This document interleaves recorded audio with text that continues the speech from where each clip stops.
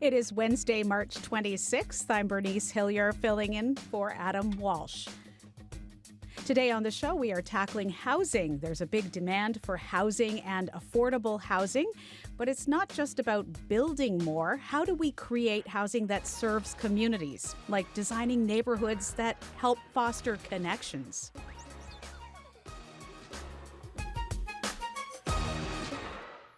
We will take your calls later in the program. We will be giving out those numbers. But if you have any comments to make, if you want to be part of the conversation in these first 20 minutes or so of the program, you can text to us 709-327-8206.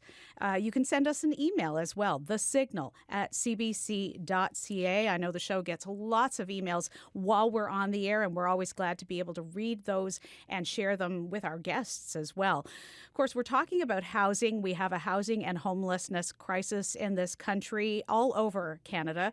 The cost of living is high, and that includes rent and mortgages. Those are a big part of everybody's expenses these days.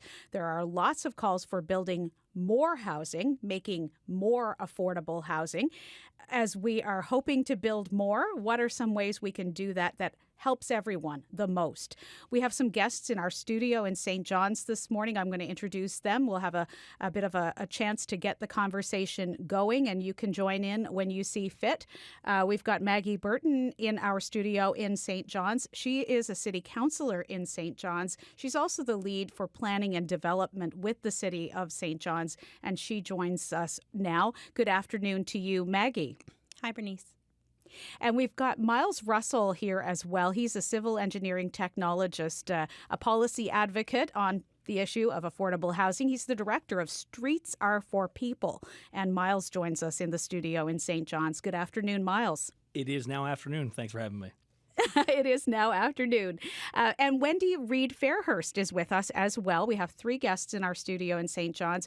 Wendy is one of the founders of the Killick Eco-Village Project, which is a co-housing project we're going to learn all about today on the show.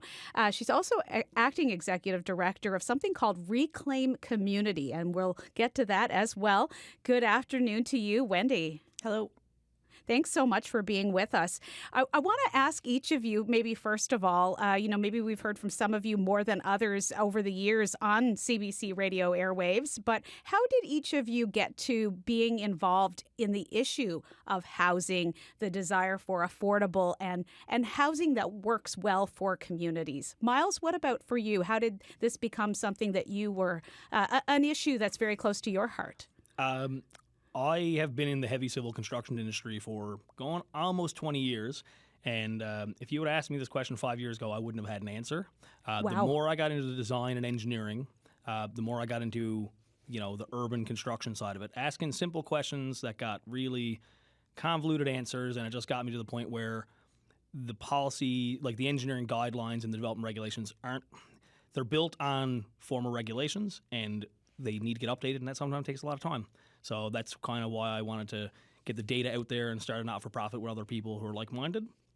And that's why I guess I'm here. Part of Wonderful. Wendy, what about for you? How did you kind of come to this subject of affordable housing and also housing that works for communities? Yeah, I mean, it's a long story. It starts off with a personal need. We had a half acre out in Portugal Cove. I had two kids. They were 1 and 6. I had, the quintessential dream.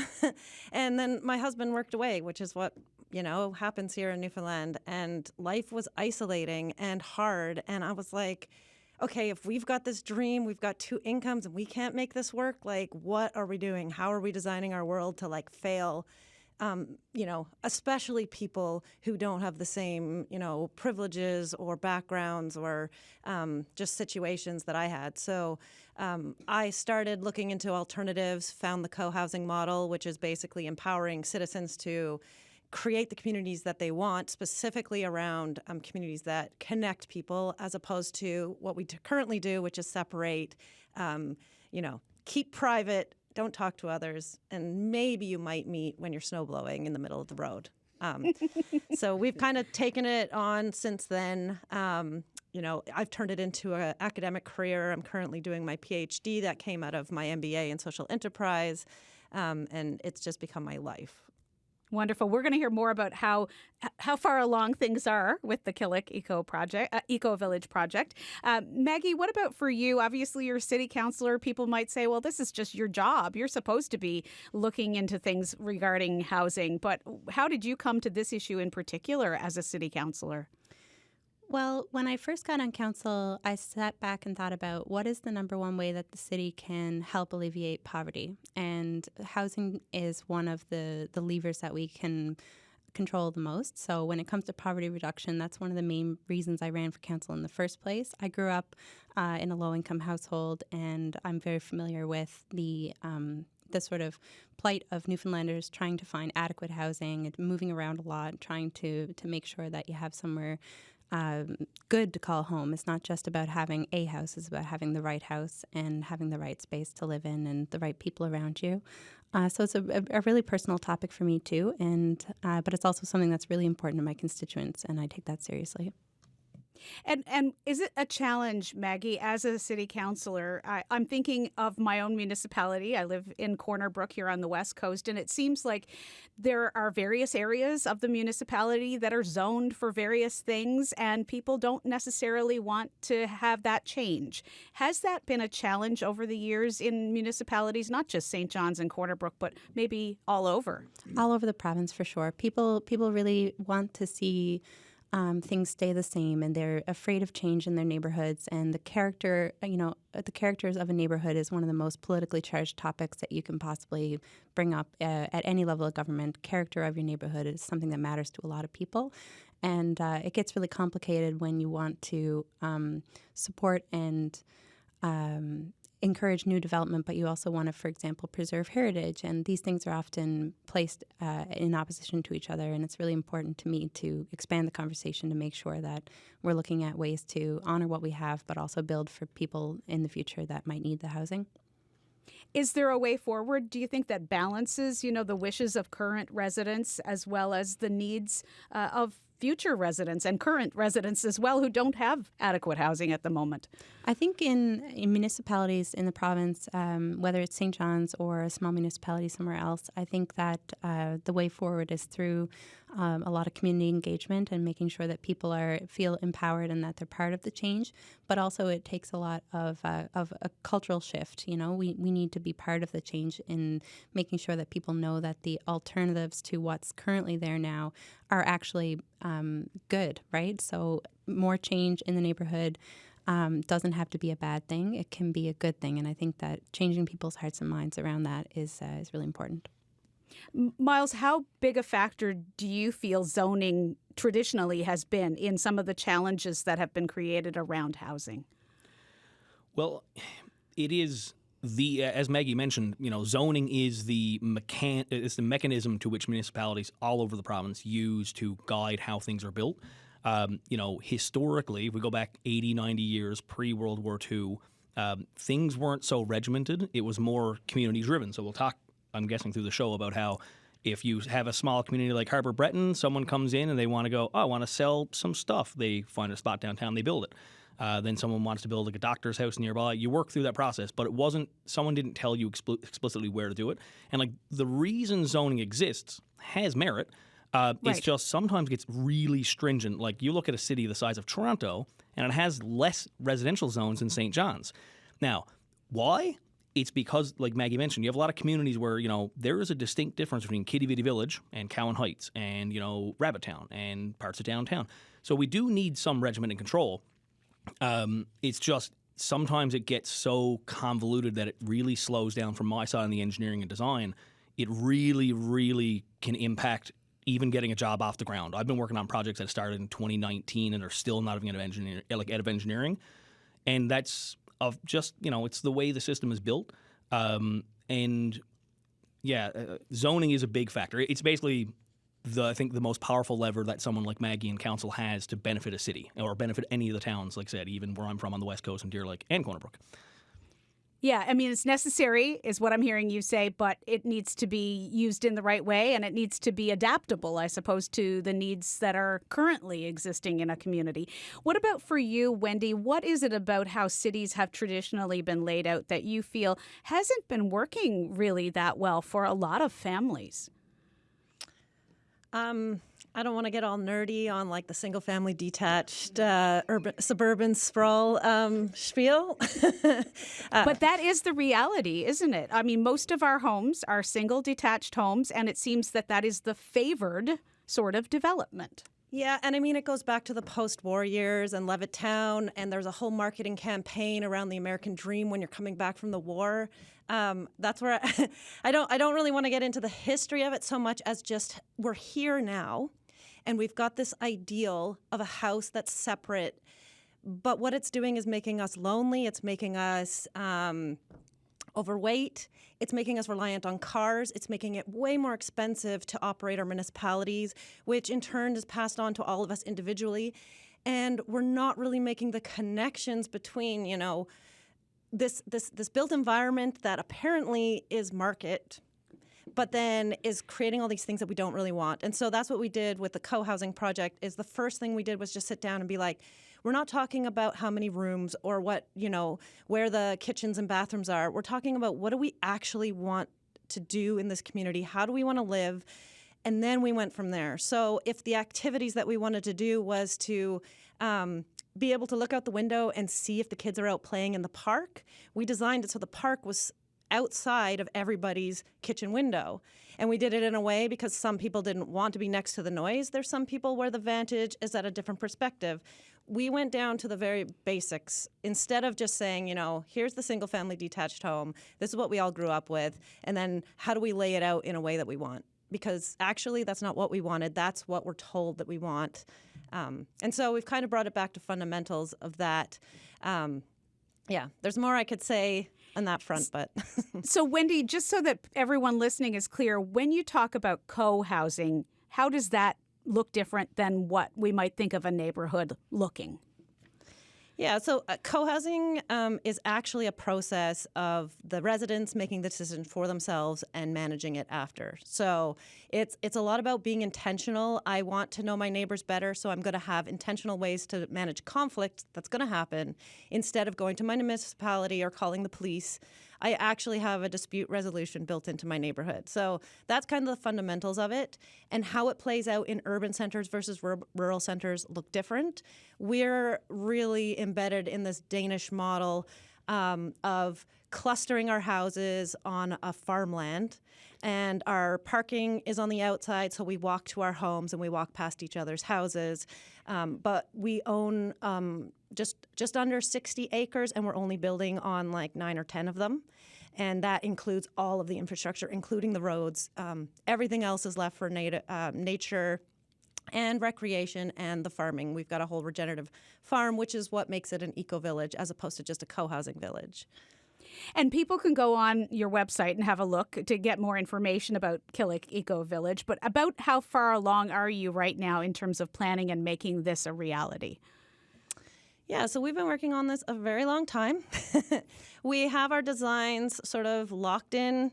We did it over 7 months working with the future residents coming to workshops, but also going and talking to our neighbors, bringing them on a tour of the land and showing them how we were envisioning it getting laid out and getting feedback from them on what their priorities were. So we have our design sort of 90% done. We're working on like the actual nuts and bolts of civil engineering it. At the same time, we've worked with the town and we've actually got a novel zoning code called Eco Village, and it's in 2 Wonderful. parts. Yeah, one's for clustered housing and one's for sustainable agriculture. So we were able to, you know, prove to our neighbors that we're not just trying to spread this thing over the whole land. We are actually really wanting to also be living in nature just like they are. And so that took about 2 years. We're just moving into the building permitting stages now. Now, Maggie, you're in St. John's. You're not going to plunk Killick Eco Village down in the middle of downtown St. John's, but there's a lot of work going on in terms of improving housing and having residential projects go ahead. Can you talk about some of the things that are happening in St. John's that you find encouraging and that people might be interested in hearing about? Absolutely. So yesterday at council, we just approved a 10-story apartment building. So it'll be the tallest apartment building in the city that's not a senior's home. And it's going to be really in the right place for community development. When we're talking about creating communities that work for people, 34 New Cove Road is where the old Max building is there, near Dominion by the Lake. So you have Kitty Vitty really nearby. You have walking trails, you have transit, you have grocery stores, you have the amenities that people need so that you can leave your apartment on foot and get somewhere within 10 or 15 minutes to live your life that way. And I think that there's a huge misconception around density. People think that density means that you don't get to know your neighbors, that you don't get to experience nature, that you don't get to have a nice view out your window, all that kind of stuff. Like that it really people think that density means isolation, but it's the exact opposite. In a city, the best thing that we can do right now is to build up and to create more density, to create more units for housing. So that's one really important thing. But it also does bring more people together into 1 square kilometer, for example, and increases the density. Like in my neighborhood, I live in Georgetown. All the houses mostly are attached to each other. It's all townhouses, very dense. It has the same population density as Calgary, which is really interesting. I think it's 139 people per square kilometer, something like that. But it's a very dense neighborhood. And that is the traditional way of life in St. John's, is to actually live in a very dense area. But when it comes to building in the city, we don't have a lot of extra land available within St. John's, so we need to create infill development instead of creating greenfield development. So the difference is, you might go out in Southlands and clear enough land to create 200 or 250 homes, or you could create one apartment building with 107 units in it, like the new KMK project on 34 New Cove Road. So when I started on council, I never thought that we would see the day that we would approve a 10-story apartment building in the middle of the city, and I thought that was completely unachievable. But we've been working really hard over the last few years to shift the conversation away from, density is bad towards density is good, and also it's needed. So it's something that's responding to the needs of the housing crisis, but also does help create community, especially if we create things in the middle of the city as opposed to on the fringes of the city. So typically, large apartment buildings would be proposed to go in places that are less obtrusive, right, within the community. So people would propose them on the fringes of the city. But now we're seeing more applications coming forward for infill within the city limits, and specifically within the center city, downtown, East End, West End, all over. We're seeing applications come forward, and I'm really, really encouraged by that. That's wonderful to hear. We want to give you the information again. If you want to call in, we'll give those numbers now as well. So if you have any questions or comments as you think about the issue of housing, especially if you're in a part of the province perhaps that we're not necessarily focusing on so much with our guest today, maybe you can add your voice as someone who's in a rural area who can talk about the housing challenges you're seeing in your communities. The numbers to call, 1-800-563-8255. Or 1-709-722-7111. You can text in during the show. Just send us a text and tell us what your thoughts are on this topic. 709-327-8206. You can send us an email as well. thesignal@cbc.ca is our email address. We've got Luke Quinton on the line right now. He is the president of the NL Historic Trust, and he joins us. Good afternoon, Luke. Hi, Bernice. Thanks for having me. Luke, I don't know how much of the conversation so far you've been able to hear and where you'd want to begin when you think of the issue of heritage buildings. How does, I guess, thinking about heritage buildings generally fit into the issue of housing and housing access? There are a lot of ways we could go with it. I think if you just look at the pattern of built heritage in St. John's, especially our urban center. It was a very dense, pattern of living. We had, like Maggie was saying, townhouses, multifamily units. This is the original dense city, and it's one of the things that people may not realize. Like they may not actually think. About the city being so dense, but downtown St. John's is absolutely sort of peak urbanism in some ways. So, I think another area where we think about a lot is adaptive reuse. So taking old buildings and putting something new inside of them.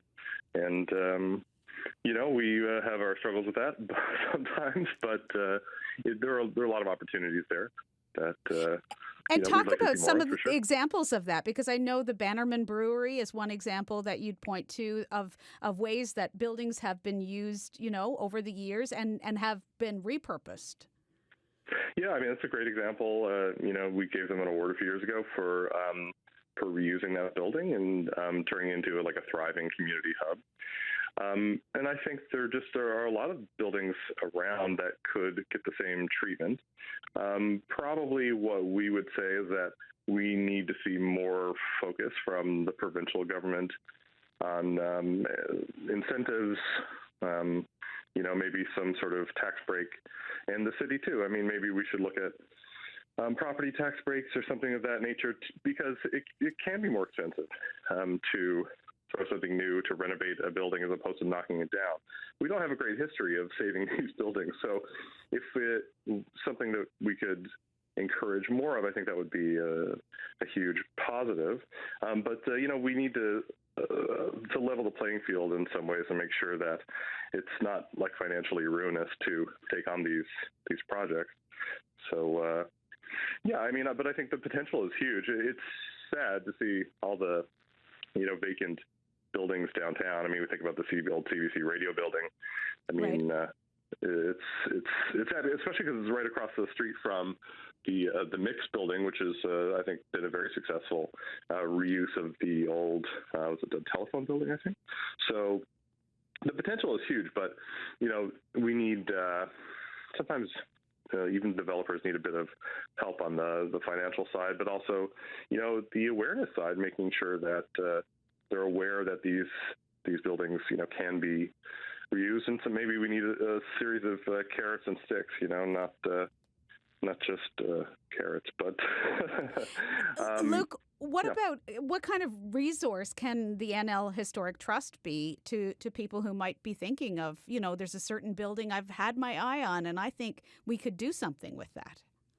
Yeah, I mean, we're always up for a chat, and we can put you in touch with some people who know the ins and outs of specific projects. But I think we're primarily an advocacy group, so we're talking to politicians and councillors and stuff about looking into the incentive side. But I think also just we post a lot about new buildings, about architecture, and because we're also fans of just design in general. So, we would like to see new, exciting, interesting buildings, not just sort of, cookie cutter stuff. But, it's hard to come by. I think in some ways, some of these processes can be improved, like the city fire hall on the west side on the Merchant Road.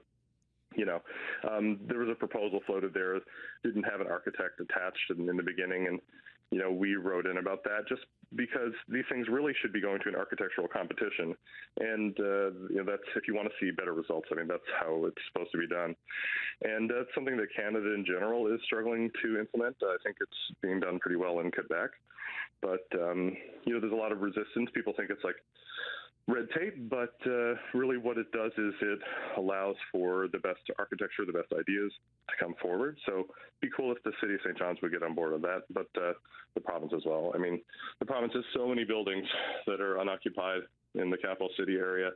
And it's great, like one of the Hoyles Essassoni buildings there on Portugal Cove Road is being repurposed, which is great to see. But they were sitting empty for so long. There's definitely some improvements that could be made there. All right. Well, Luke, we'll leave it there. Thank you very much for your time today. I appreciate having you on the show. Okay. Thanks, Bernice. I appreciate it. All right, take care. That's Luke Quinton with the NL Historic Trust. Maggie, I wonder if I can get you to weigh in on any of what Luke had to say there. I mean, obviously, very passionate about the need to preserve heritage buildings and also, the architectural integrity of what our city looks like, our capital city here in Newfoundland and Labrador. Maggie, anything that you can think of that you'd like to comment on with regard to what Luke has had to say? Yeah, for sure. I'm a big fan of carrots and sticks. I think that we will see in the next few months the city's first ever heritage plan is going to come forward to council for approval, and I think that's going to recommend some changes to our processes and the way that we handle heritage in the city. But that's a big plan, a big project that's been in the works for years and years and years. So I'm really excited about that. I think that we need to drastically increase the grants that are available to owners of historic homes, whether they're designated or not. And I think we need to sort of put a plan in place for trying to get more people to designate their homes. So a designated building is the strongest protection that we can offer to a home. So if you live in a historic house in the city or have a business in a historic building, then consider designation, because you can avail of the heritage use category within the development regulations, which is our most flexible zoning tool that we have. So you think of like the parlor on Military Road, the beautiful ice cream store. We had that used to be a residential use, and now it's a commercial use, and that's because it's under the heritage use category. So when we're creating neighborhoods in the city, we have to think about mixed use neighborhoods, and heritage is actually one of the great tools that we can use to make that happen. So if you own a historic house that's designated, then you can do pretty much anything inside that house as long as you don't change the exterior too much, or keep it within the heritage guidelines, heritage design standards. So it gives you a lot of flexibility, to have like an office or a restaurant or a commercial use, which is really cool. So that's one of the things I would say. I would say in Newfoundland and Labrador, in smaller towns that don't have planning departments, that don't have heritage planners and design people on staff, it's really important to have organizations like the Historic Trust who can advocate for policy change at the provincial level and federal level as well. So we need to see support there for smaller municipalities that don't have their own planning departments. Miles, I wonder if you can talk about, the fact that not everybody needs the same kind of house. If you're just starting out in life, what kind of vision do you have for what could be available to that young couple or someone just starting out in life as compared with someone maybe who's at the stage where the big house that they currently are in just is really too big for them now at this stage? They want to downsize, but I know for myself, if I want to downsize in Corner Brook, I'm going to be paying about as much as I paid when I bought my bigger home 20 years ago.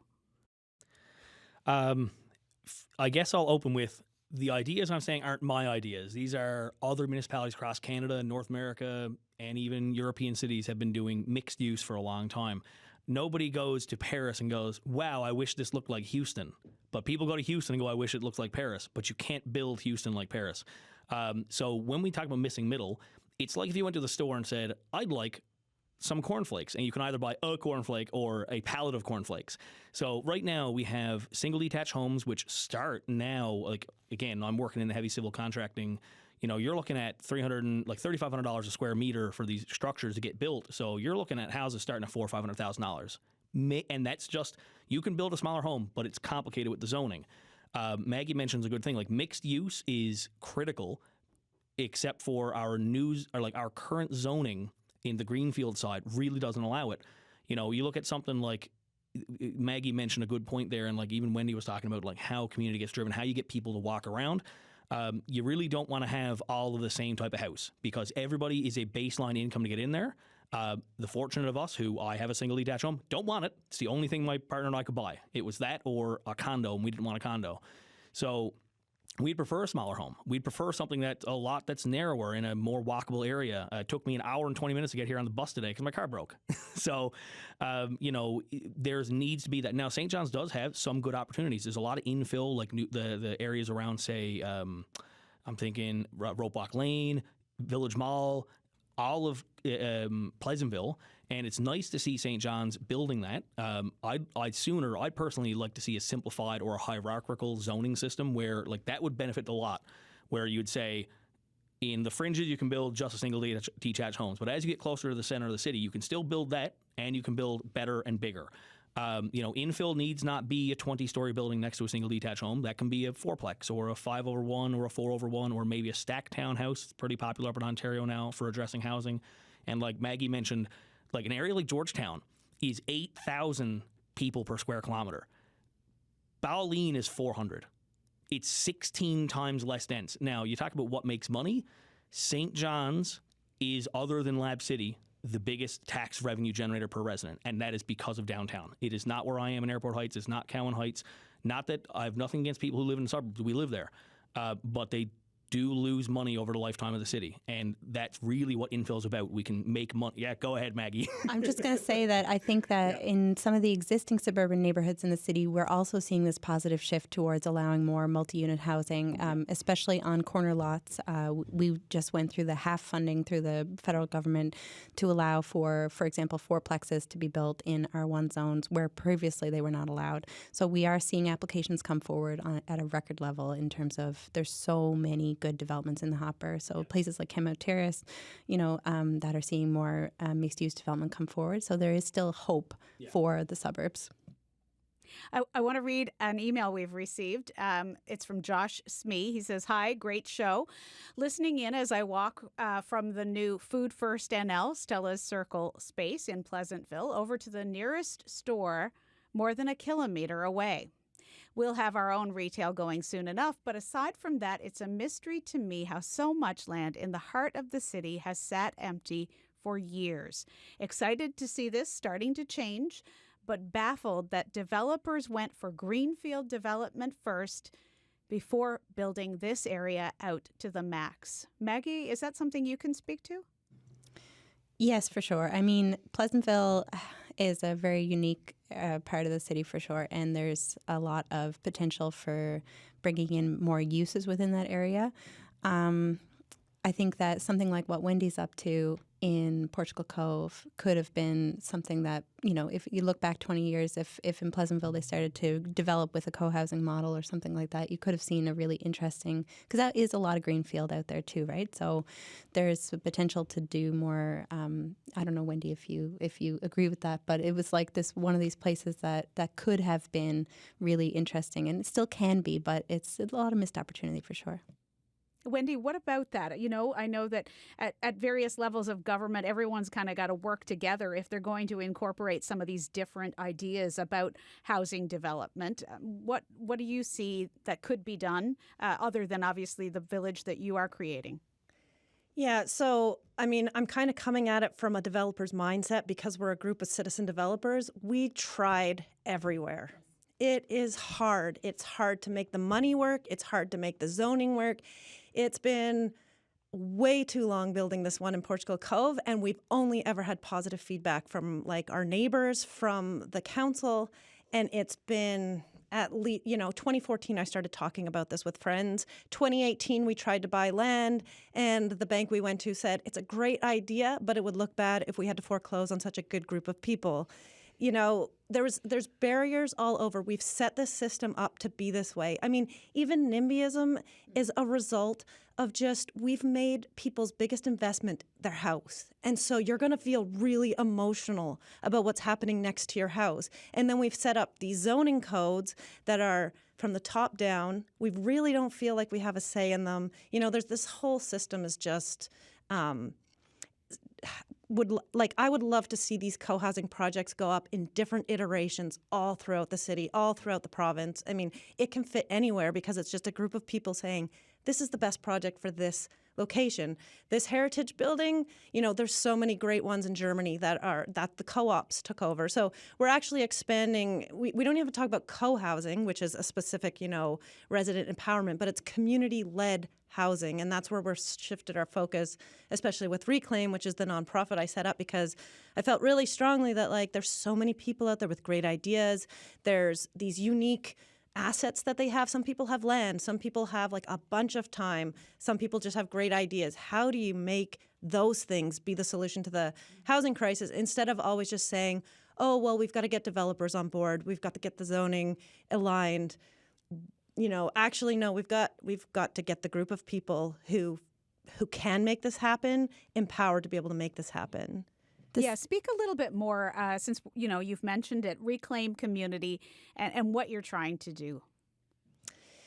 Yeah, so with Killick Eco Village, we were pretty successful on the national scale with the housing supply challenge that the CMHC had put on, which is another, these challenges, these competitions come up, like they help you come up with great ideas and put some money behind putting them into. So what we were saying was, we're building this community and it's really hard. And it shouldn't be this hard. We're repeating all these steps that other groups have taken. So what if we just made all of our knowledge, all of our experience free and accessible, turn them into tools that other groups can use?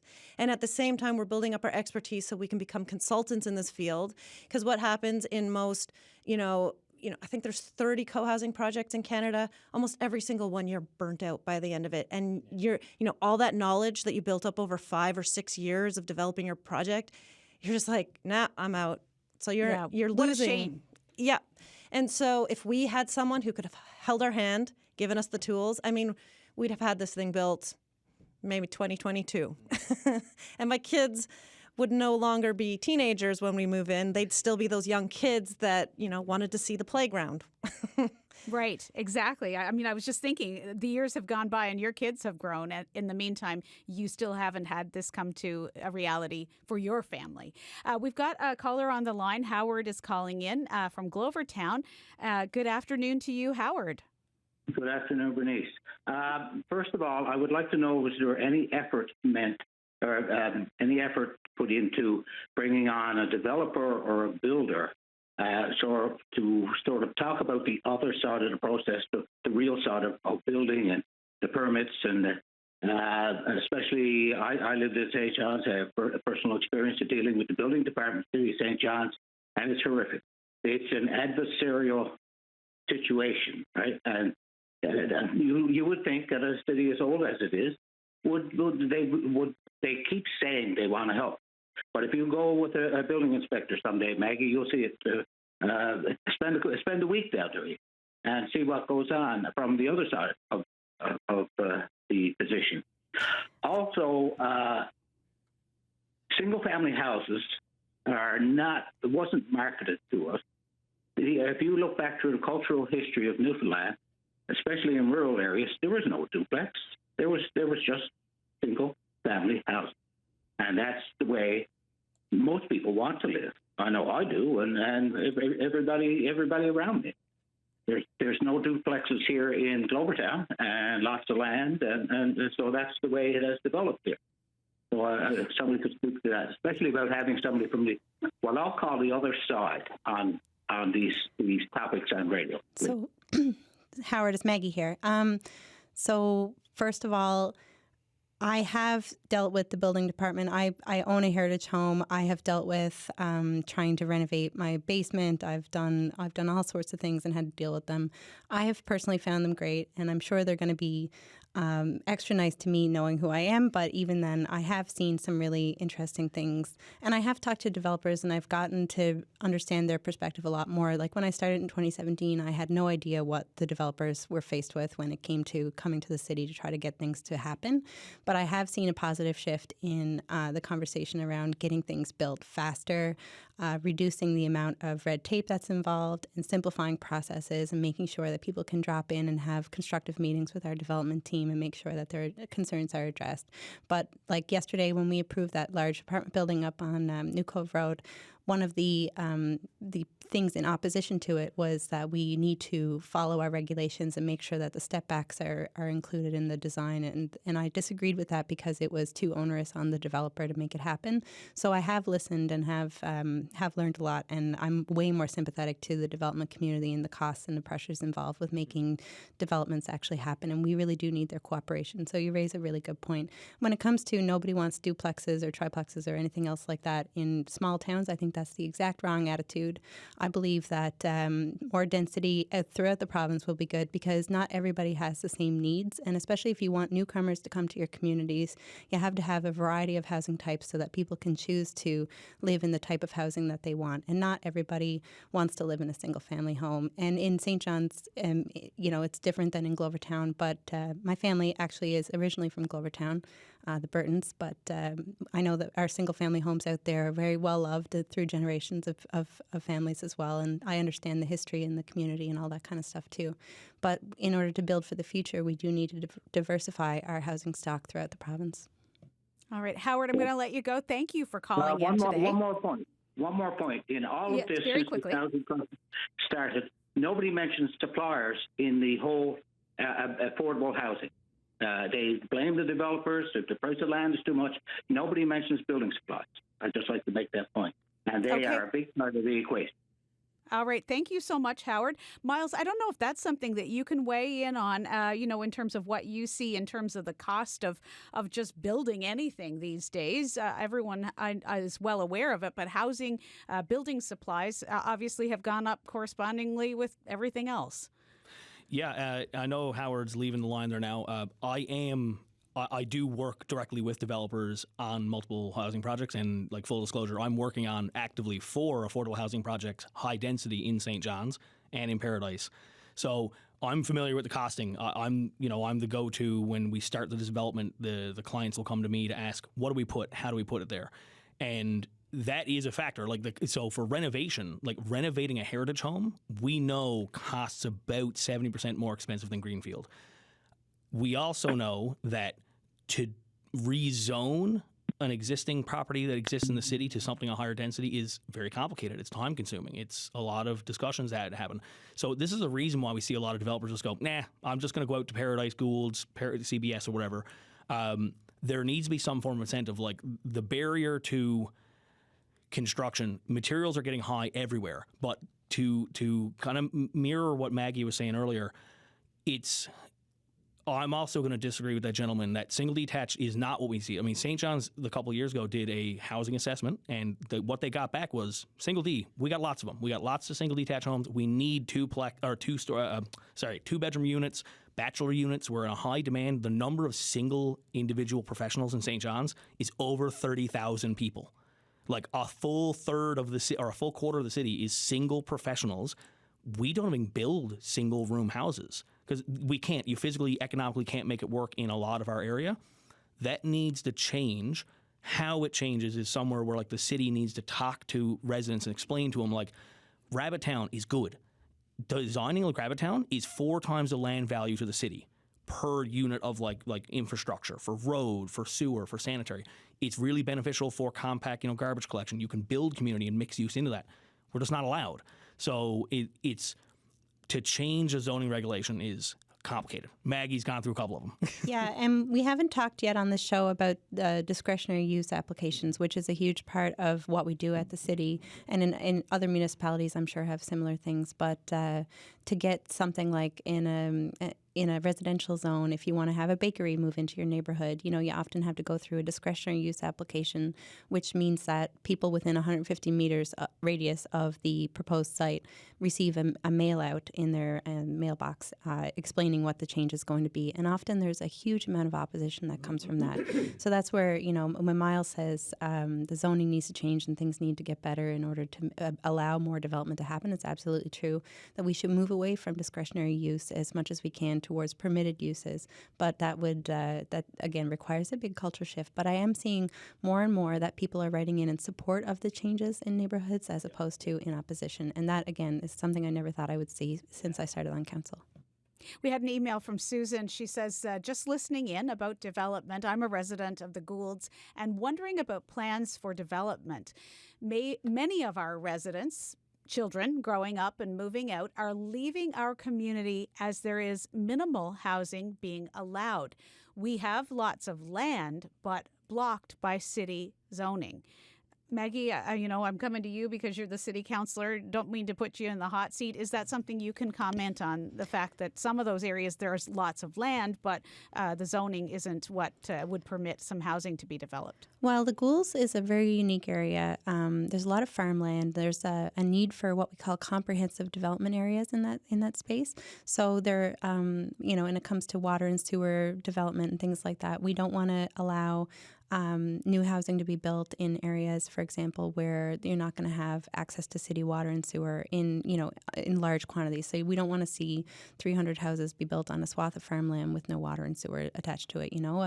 But also we do need to balance preserving the natural environment with encouraging more development. But I know that there's some plans in the mix when it comes to comprehensive development for the Goulds area. Wendy, I don't know if you want to add something. Yeah, I just wanted to, that was basically where our starting point was. And so what we've come up with as a group of residents is we are off-grid. Well, not off the electrical grid, but we are hoping to be able to produce our power over time. That's the eco part of this. But we are going to be processing our own waste in a constructed wetland, which is the plants do the processing. It's all underground. And so by the time it leaves our property, it's all completely self-sustained. And we're looking at different water systems, and there's groups out of New Brunswick and Nova Scotia that have been developing these off-grid things so that you can build a little bit more dense in farmland. We bought a 60-acre farm, and farming was a key driving force of our project. So we condensed all of our houses. So we have 51 houses on just 9 acres, and that includes all the roads, all the parking, everything, as compared to I was in Summerside Irish Town, and the little subdivision I was in had 63 houses, and they were on 10 acres. And that's completely maxed out, with roads and their own yards and everything. So the model looks different. The land preservation use is different, but what we're getting is the same amount of housing. Yeah. The other thing we did is that we looked at who was going to be involved. We decided that the biggest units that we're going to be building are 1,400 square feet. And that's the only unit that has stairs in it because the people who were involved imagined that's where kids are going to be living. But we also have, it's a triplex design, so the middle is 1,400 square foot, one side is 900 square foot, 2-bedroom, one is a 600 square foot, 1-bedroom. That's because that's what we as a group wanted. And because we're on a hill, we were able to get some lower level suites underneath that are full glazing, so we're calling them our garden flats, and they're smaller as well, so they're 1 and 2-bedroom, between 600 and 900 square foot units. So what we've got is 51 houses that have this diversity we're talking about. They're all pedestrian friendly, and we've reduced our parking because we're talking to people. We don't want to be driving everywhere. So we've got, a carpooling situation happening. We've got a whole bicycle sharing component to this. And then, we've all kind of committed to reducing how many vehicles we own. So we've only planned it based on 1.5 cars per house. And we're hoping to actually underbuild that. And that's just us encouraging each other to live more sustainably. I mean, I don't want 2 car payments, so to live more affordably within my means. The other thing we've done is that we're a mixed income community, which has 30% of our houses affordable for people in the lowest incomes. They're integrated. The houses don't look any different. In fact, because it's a co-op, they can come in and live in the 1,400 square foot, and then when their family size goes down, they can decide to opt for a smaller unit. It's just an exchange of shares. It's not, a legal process that's expensive and filing a titles claim and all that stuff. It is a simple, can I put my name on the next units at this size, and then mine will become available for somebody else. We put that into the system, into the waitlist system. So because we came together and we knew all these problems that people were talking about, we were able to solve for them well ahead. So that's the intentionality part about it. And Wendy, you're talking about, the different size of units that might be appropriate at any given stage of life. We've got a guest on the line who wants us to think about universal design and making housing available and accessible for people no matter what their abilities are now or in the future. Jane Simmons is the past chair of the Universal Design Network, Newfoundland and Labrador. Good afternoon to you, Jane. Good afternoon, Bernice. Thank you for bringing me in on the conversation. Yeah, well, quickly, I'm wondering if you can explain to those who may not be familiar with this term universal design, what universal design is, and then maybe you can talk about how you feel it applies to any discussion about developing new housing or redeveloping housing to be more appropriate for today's citizens.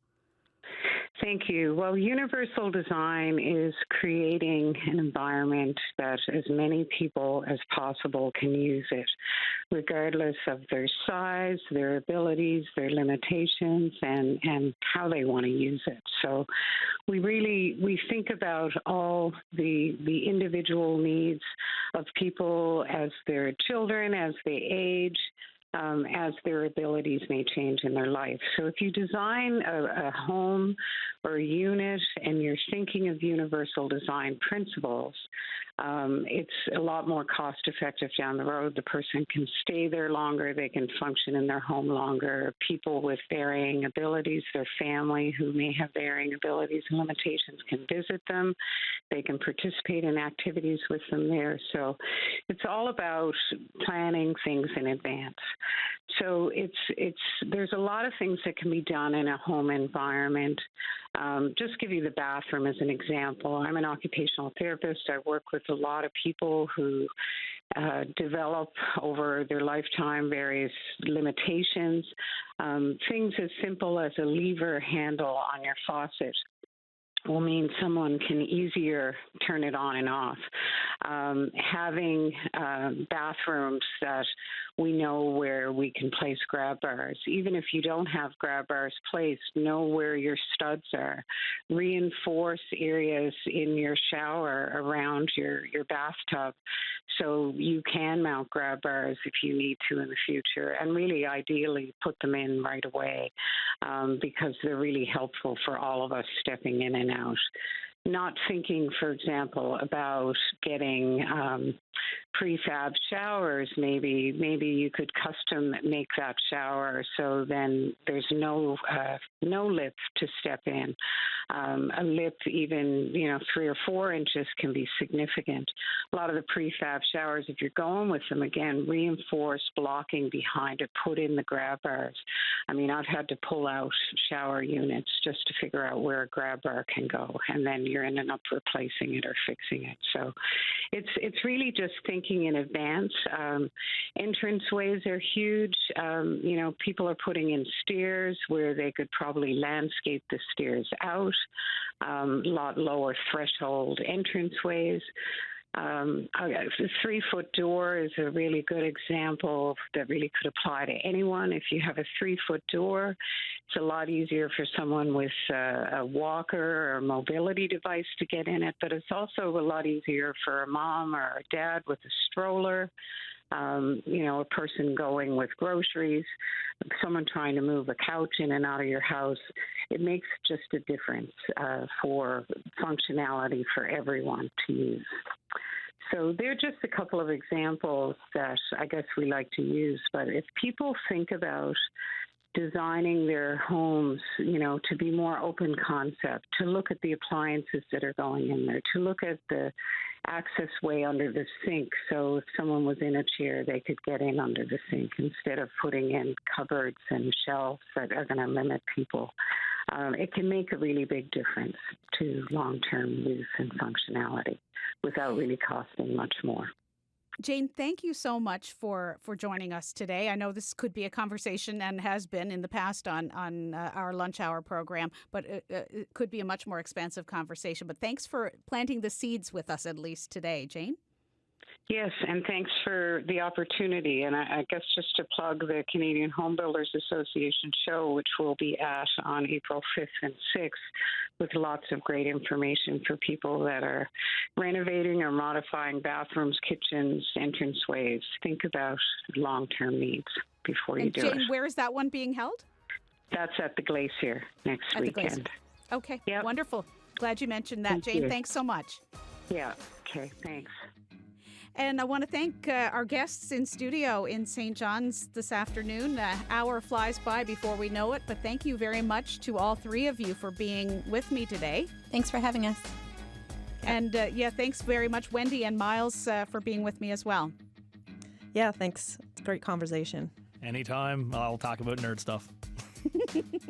That was, we have had Maggie Burton, St. John's City Councillor, in studio. She's the lead on planning and development with the City of St. John's. Miles Russell is a civil engineering technologist and director of Streets Are for People, so you can look them up online. Wendy Reed Fairhurst is with the Killick Eco Village project, and you can look up them online, look that village up online as well, and see where they are and what stage of development. Killick ecovillage.ca is their website if you want to catch the vision of what they're creating there in Portugal Cove, St. Philip's.